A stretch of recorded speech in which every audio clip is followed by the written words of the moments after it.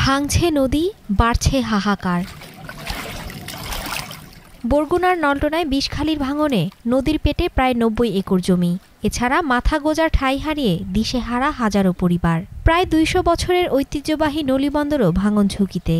বিলীনের পথে শত বছরের পুরনো হাটবাজার, শিক্ষা প্রতিষ্ঠান ও বসত ভিটা।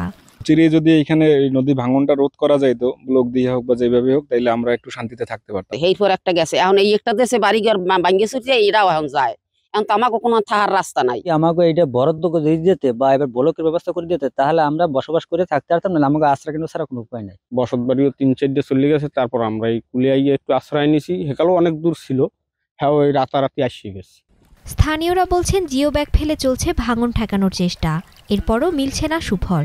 শক্ত মজবুত বেরিবাদ দিয়ে তারপর নিচে ডাম্পিং করে যদি রাস্তাটা বাঁধিয়ে দেয়, তাহলে আমাদের এই গরিব এলাকার মানুষ শান্তিতে বসবাস করতে পারবে। আমাদের সরকারের কাছে আবেদন যে স্থায়ীভাবে যেন একটা বেরিবাদ দেওয়া হয়। স্কুল নদীর ভাঙ্গলে পড়ে গেছে, বাজার নলি ভাঙ্গলে পড়ে গেছে, অব্দ অফিস ছিল, তারপরে এখানে গোডাউন আছে, সেই গোডাউন এখন বিলুপ্ত হয়ে যাচ্ছে। পানি উন্নয়ন বোর্ডে গেলে তারা শুধু আশ্বাসই দেন, বরাদ্দ নাই, টাকা পয়সা নাই, এসব কথাই বলেন। বেরিবাদ না হলে আমাদের বাড়িঘর সবকিছু ভেঙে যাবে।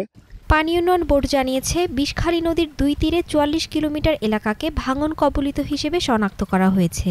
চলছে নকশা প্রণয়নের কাজ। শিগগিরই প্রকল্প অনুমোদনের জন্য পাঠানো হবে মন্ত্রণালয়ে। ইতিমধ্যে আমাদের যেহেতু সমন্বিত পানি ব্যবস্থাপনা আমরা প্রকল্প গ্রহণ করব এরকম তো কিছু আমরা ডিজাইনও পেয়েছি। এখন হলো আমাদের অবকাঠামোর কিছু নকশা চলমান আছে, এগুলো পেলেই আমরা পরিকল্পনা দাখিল করব এবং আমরা আশা করি যদি সরকার সেই প্রকল্প অনুমোদন করে, আমরা ওই জায়গাগুলো ভাঙন রোধে এবং এই এলাকার মানুষের ফসল এবং জানমাল রক্ষায় টেকসই বাঁধ আমরা নির্মাণ করতে পারব। বরগুনায় ৮০৫ কিলোমিটার বেড়িবাঁধ রয়েছে, যার মধ্যে ভাঙন ঝুঁকিতে প্রায় ৫০ কিলোমিটার। এরই মধ্যে বিলীন হয়ে গেছে ২ কিলোমিটার বাঁধ। Desk report, star news.